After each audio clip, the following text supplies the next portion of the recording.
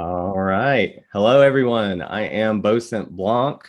I'm going to be talking to you today about systematic OSINT and OSINT fundamentals.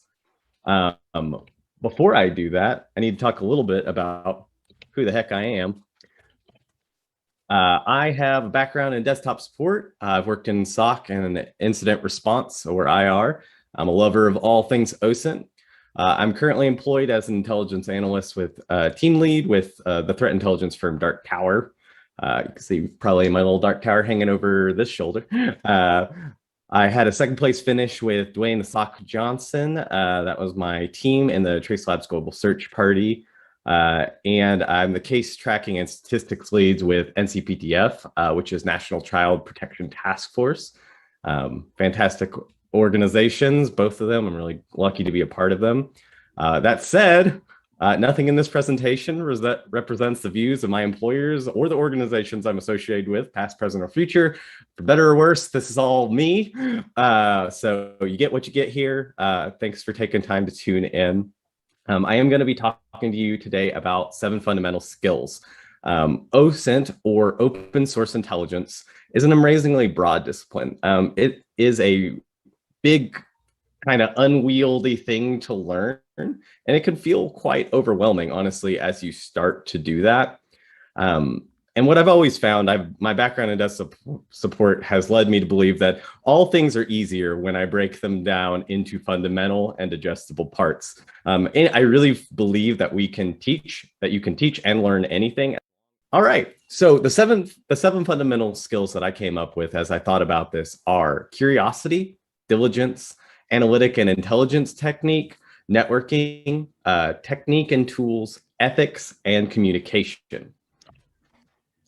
The first fundamental we're going to talk about today is curiosity. OSINT at its heart is about uncovering answers. To do it, you have to be interested in learning things. You're often going to come into contact with cultures, languages, concepts that are very familiar with you, and you're going to have to deep dive them and become at least somewhat familiar, if not sometimes an expert in them. So I say that to say, I really encourage people to chase rabbit trails. A lot of times when people start to learn OSINT, I see them kind of do this thing where they're like, oh, I went down this rabbit trail and it didn't really pan out. So I guess that was a waste of time. And what I always tell people is, hey, anytime you spent learning is time well spent.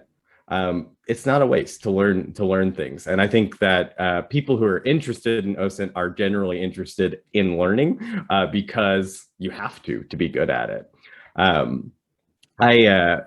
I had an investigation that I conducted where I noticed that the person that I was investigating was very interested in this style of espresso making. So I started to learn all about this espresso making style. And I started to watch some YouTube videos about it because it was just kind of interesting. And I was like, okay. And as I'm doing that, I start to notice, hey, there's this person who's consistently going through and commenting on all of the posts.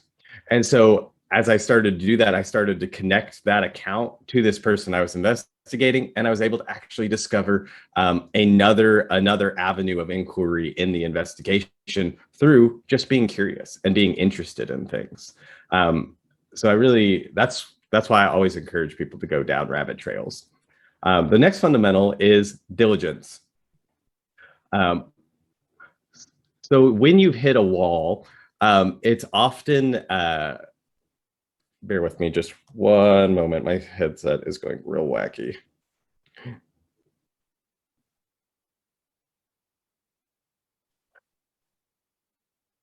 So when you've hit the wall, you don't know where to take an investigation, it's often important that you don't give up. You have to push through when you don't know what to do. And this is what I always tell people, is to adapt and find information and think about what information you do have. Find novel pivot points. When you are stuck, you never know if the next thing that you find will actually be the thing that kind of breaks wide open an investigation. And so that's why it's just always better to take some time away from an investigation if you're feeling stuck, and then to step forward and continue to investigate that. The third fundamental is analytic and intelligence technique. Analytic and intelligence technique is what separates good OSINT from the worst kind of OSINT. Analytic and intelligence technique is taking time to use a process to actually analyze information in an analytical way. It often is trying to turn qualitative data, that is data that doesn't involve numbers, into quantitative data, into something that we can measure and sort. So that said, I want to talk about, before I get into the nitty gritty of some of the ways that you might do analytic technique, I want to talk about the good, the bad, and the OSINT. Good OSINT is, there's a lot of great organizations who are doing good OSINT right now.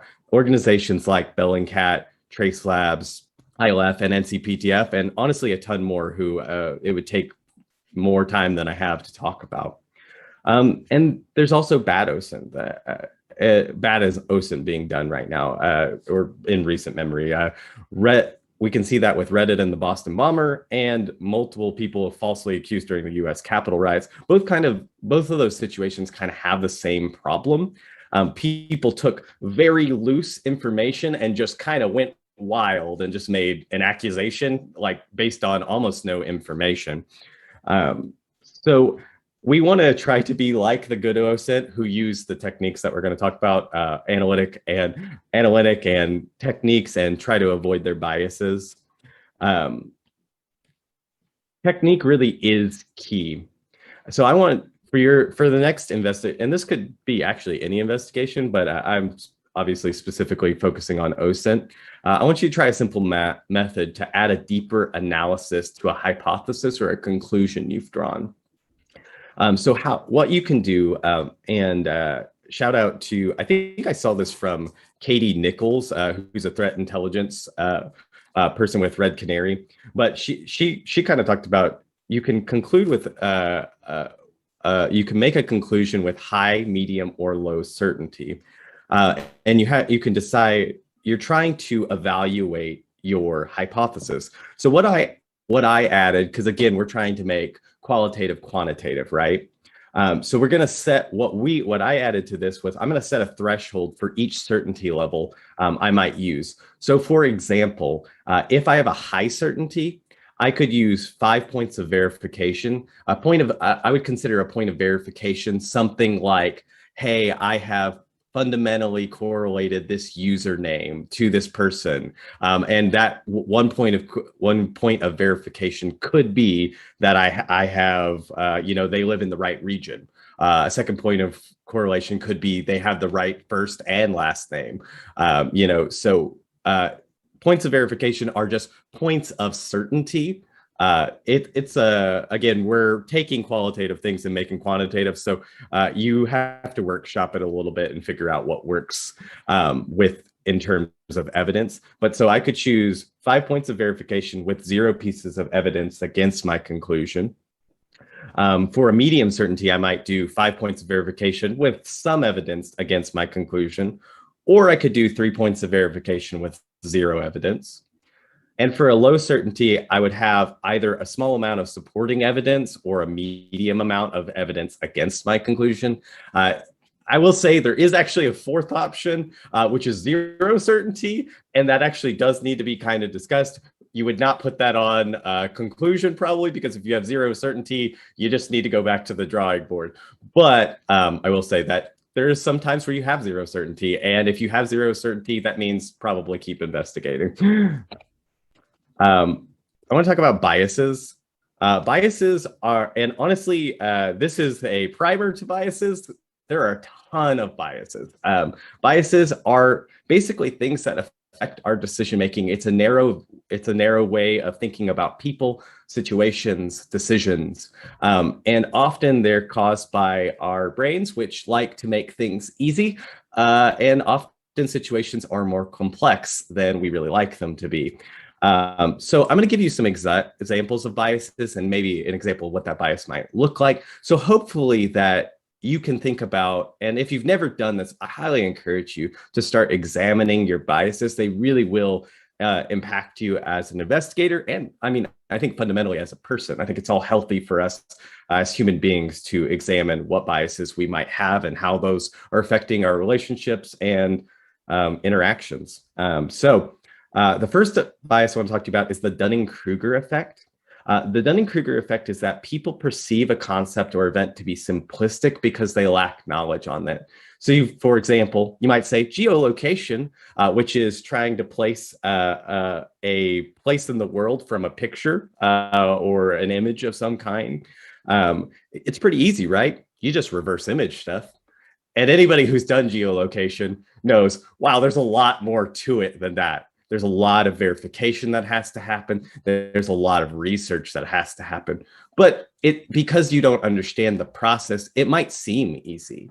And we can do that a lot with, especially in a professional setting, maybe concepts that we don't know, or, our coworkers are doing something and we're like, oh, that's just what they do is really easy. Marketing's really easy. And I mean, we know nothing about it. So it's good to examine how that might be affecting us. Second bias I want to talk to you about is availability bias, sometimes called the availability heuristic. This is the tendency to use information we can recall quickly when evaluating a topic. So for example, you read a news story about people who've won the lottery, and as time passes on, you begin to buy more and more lottery tickets, overestimating your chances of winning, despite the fact that there's a really large statistical probability that you're not going to win. And I mean, this one is real because we see this happening all the time, right? People buy lottery tickets every single day, and most of them do it on the thought that I might win, I could win, even though it's like far more likely that you'll be struck by lightning than you will win the lottery. There's very little chance that this is going to happen, but people do it all the time. So this bias is really in play a lot. The last bias is fundamental attribution error. This is the tendency to attribute someone's behavior to existing and unfounded stereotypes while attributing our own behavior to external factors. So this is like, for example, you get cut off on the highway and you yell, "What a maniac." That's the PC version. And attributing the action to poor character on the person who cuts you off part, when it's possible they have a very good reason to be in a hurry. And then, maybe you're in a hurry and you cut somebody off and you just think, well, I had things to do. I had somewhere to be. I mean, it's okay that I cut them off. We often don't know people's stories. That's what I'll say on this one. We don't know what's going on in people's lives. And I think it's really healthy to take a step back and really try to figure out, I mean, especially, I use in a leadership position, I always try to take a step back if somebody is doing something I don't understand, and try to understand and try to get with them and ask them, hey, what's going on? What were you thinking when you did that thing? Because people will surprise you. And in making an investigative decisions, this can cause us to misunderstand people's behavior and why they might be doing something. The fourth fundamental is community and networking. I will say that for InfoSec at large, and not just OSINT, I think that networking is a requirement. It's not just a good idea. That may be really scary to some of you, and that's okay. I'm by nature a people person. I really like connecting to people, and it's okay if that doesn't feel good to you. I will say we all have to challenge ourselves to do it, and not just for professional opportunities, is what I'll say. I had a situation during an investigation where I was looking at this person whose first name was Chayo. and I was talking and just couldn't really find anything about them. I had a friend who, obviously grew up not in America, and they said, "Hey, did you know that Chayo is short for Rosario? That's a nickname." And I was like, "Oh, no, I didn't know that." And that saved me possibly hours of investigative work, but also maybe something I would have never figured out because I just didn't have a cultural context for that. And their cultural context was like brought so much insight into that situation. And that's what I'll say for you as you do investigations. Networking will bring down avenues of insight and avenues of investigation that you would have never thought of. Diversity brings insight into decision making and investigations. And I'll say you need diversity to solve complex problems. You need diversity of experience, expertise, knowledge, and culture. And networking isn't just about getting a new job. It's about, like I said, finding those holes in your knowledge. Where I've been most successful has been joining a volunteer cause that I'm very passionate about with NCPTF.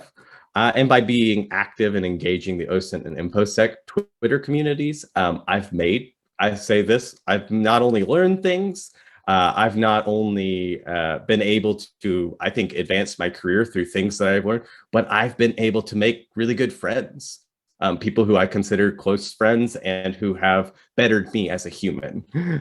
So I think it's really, really important. The fifth fundamental is tools and techniques. My teammate from Dwayne Stock Johnson, Jake Krebs, he says, remember, OSINT doesn't equal tools. Tools help you plan and collect data, but the end of the result of the tool is not OSINT. You have to analyze, receive feedback, refine, produce a final actionable product of value before you can call it intelligence. I think that is very wise words. Getting used, we use a lot of tools in OSINT. They make our jobs easier. They make it quicker, but being overly reliant on a tool is actually a problem. You have to, and I would say you should know how to do all the things that a tool does for you manually, or when that tool breaks, and it inevitably will, you will not know what to do, and you're going to be kind of in a pickle. So I do think that OSINT tools come often, and they often come as quickly as they go. And so because of that, one key to mastering OSINT is learning how to master a tool quickly. There are 3 questions that I ask when I'm learning a tool. I ask, what's the goal? I.e., what does the tool do? What's the method? How does it do what it does? And then, do I need an expert to learn from? This is really true, even for something as simple as Google Advanced Search Operators or Google Dorks. You need to understand how Google indexes content. You need to understand why it pulls what it pulls. And you need to understand that there's actually, and you may or may not know this, there's actually an algorithm who's putting information to the top, trying to guess what you want. And sometimes when you're doing dorks, you're actually fighting the algorithm to get the content that it doesn't think you want. So understanding that will help you structure searches better. So that's just an example. There's a lot of ins and outs to tools. The 6th fundamental is ethics and verification. I put one bullet point here, very large. Don't do crimes. Don't do illegal things. All of this stuff. And I would say don't do OSINT for good. That is my passion, is that, hey, these tools that we have, all of this information that we have, I want to use it for positive things that are putting good stuff into the world. That said, don't do illegal things. We can break ethics down into slightly bigger points. There's 3 questions that I ask with ethics. Is it legal? I.e., does it follow all national, state, and local ordinances? That's the legal aspect. Am I doing a crime by doing this? Is it approved? I.e., does it follow my organizational policies and code of conduct? I consider when I sign up to do a job, I've agreed to do the things that they're asking me to do.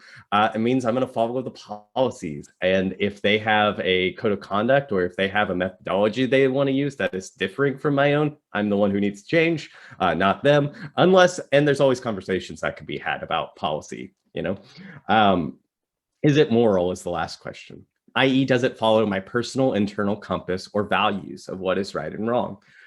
We have to wrestle with our personal morality and our personal value system in the context of doing this work. A really good example of all of this is just the idea at large of amongst the internet, the idea of doxing is pretty negative. However, most of what we do in OSINT would be considered doxing, right? We're doxing people or figuring out the internal details of their life, but really the context is different. If I am chasing somebody who is trafficking CSAM, that's child sexual material, I feel I don't have any moral problem with doxing that person because they have broken moral code, in my opinion, and are doing something that's very heinous. So I think that changes the equation of the context of what I'm doing in terms of what the person I'm investigating is doing. You may disagree with that, and that's okay. If you do, it's just something to think about, and you have to think about, ultimately, do I have organizational alignment with the organizations I'm in, with my value system? And if you don't, that actually is I think that's a pretty major problem. You need to have organizational alignment with your morality. My opinion. Fundamental 7, communication. Information not conveyed in a comprehensible way is meaningless. If I give you a presentation and you don't understand anything of what I'm talking about, I failed as a presenter. Whoopsie. How I communicate does depend on my audience. For example, if I'm talking to a C-suite, I'm going to talk about things like, that's a corporate suite, so that's like executives. I come from corporate world, so that's valuable to me. If I talk to a C-suite, I'll talk about cost, return on investment. I'll give a high level overview. They do not want the technical details most of the time. If I'm talking to my marketing team, I'm going to talk about brand and reputation. Those are the things, that's their language. That's what makes sense to them. If I'm talking to a technical team, I'm going to talk about scope, evidence, technical details. They don't want, I can nerd out with them, right? I can talk about those things. And so you have to match what you're saying to the situation. And that is a lot of times where we get into problems where somebody isn't understanding us. It's often because we have chosen the wrong format to convey what we're conveying. I want to put it all together now. So this is an actual investigation that I did. I've obviously removed a lot of the details as to not dox anyone. At the beginning of the investigation, and you'll see that in the blue cloud, my goal, identify the controller of an anonymous account. So that's the beginning of our investigation. And that's my ethics piece. Is that an ethical decision? Is that an ethical thing to do? I used curiosity. I discovered the city, state, first name. I discovered their likely occupation. And then I hit diligence because I just stalled out for a while there. I had that for a while and I was like, I know their first name and city they live in, but there's a million, I'm going to call them Karen. There's a million Karens in the city. Where do I go? Where do I go from here? I continued to investigate their accounts and I found that they posted a picture of their Wi-Fi network. That actually was amazing. They were it was sort of like a, hey, haha, look at my Wi-Fi network name. And I was like, amazing, thank you for doing that, because I had done Sector 035's OSINT quiz. And in his OSINT quiz, he talks about a great website called Weigel.net. Weigel.net is a war driving website where people actually have collected a bunch of data of Wi-Fi network names and where they are in the world. So I was able to take that Wi-Fi network name, place it on a specific street in that city.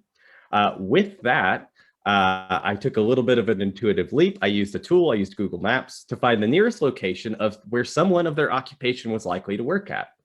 And then I went back to curiosity piece. I started investigating that website of this organization, and I found a staff list with a biography that matched their first name and all the other identifying information. Amazing, right? Like I got this is it. I was like, this is the piece. However, I used my analytic and intelligence technique. I'm pretty sure this is it, right? My heart's like, yes, let's go. But I confirmed that all the information that I found had matched, that there was no points of, there was no evidence against it. I communicated my evidence to my team, and my team reviewed and analyzed the evidence, and they confirmed my working theory.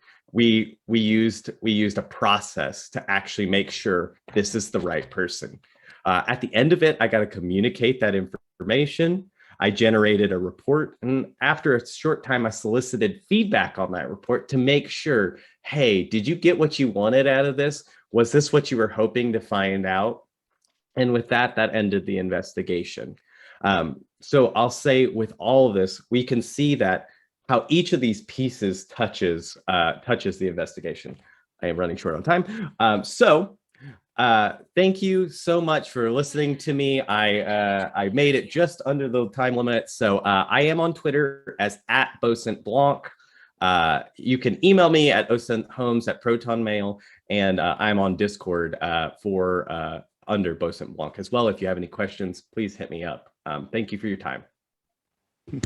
Wow, that was awesome. Loving your energy. Managed to really do a lot of stuff. So we have two questions. One is from me. It's a little bit of a joke question, but you understand why. So I'm speaking of attribution errors, yeah. So Yes. I'm going from the stereotype. Well, not the stereotype. The fact that I know that you are good at OSINT. You do a lot of OSINT stuff. I mean, it is in your handle, right? Yeah. How many monitors do you have? I have 3 monitors. Yep. I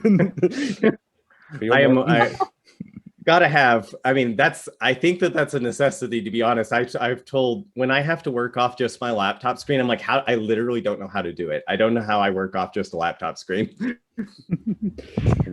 I have 5 screens here, so I understand it entirely. Yeah. And second question, what's your favorite part about OSINT?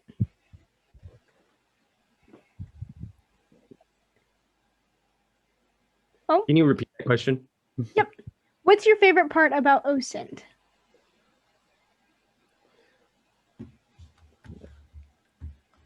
Oh, am I not? Hang on, Is my mic not working? Okay. Can I hear?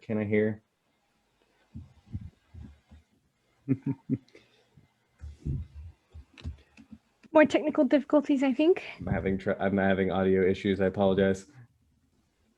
Everything was working and then it just stopped.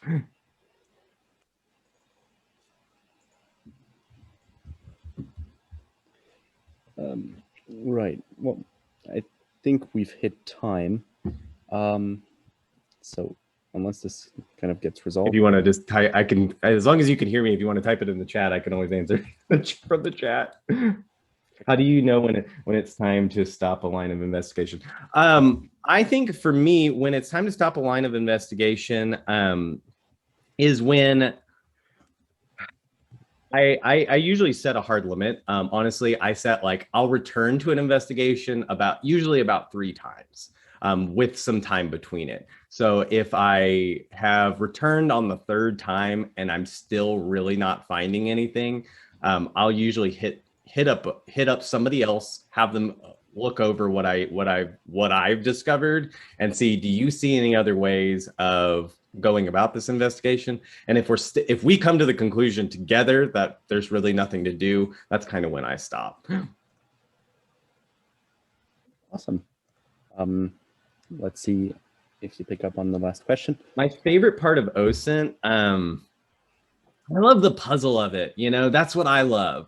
I love piecing together, like, I mean, in the investigation that I shared, when I made the jump from Wi-Fi network to street to, hey, I think that they might work here. I literally will, like, a lot of times I'll be like, yes, I'll actually like cheer out loud. I'll be like, got him. I love that because it's like, there's something about it that is so satisfying to me, that piece of like making the connection of all this kind of seemingly confusing or maybe seems like disparate information to an answer. I love that. Awesome. Yeah, thank you so much. That was fantastic. You had beautiful energy throughout the entire talk.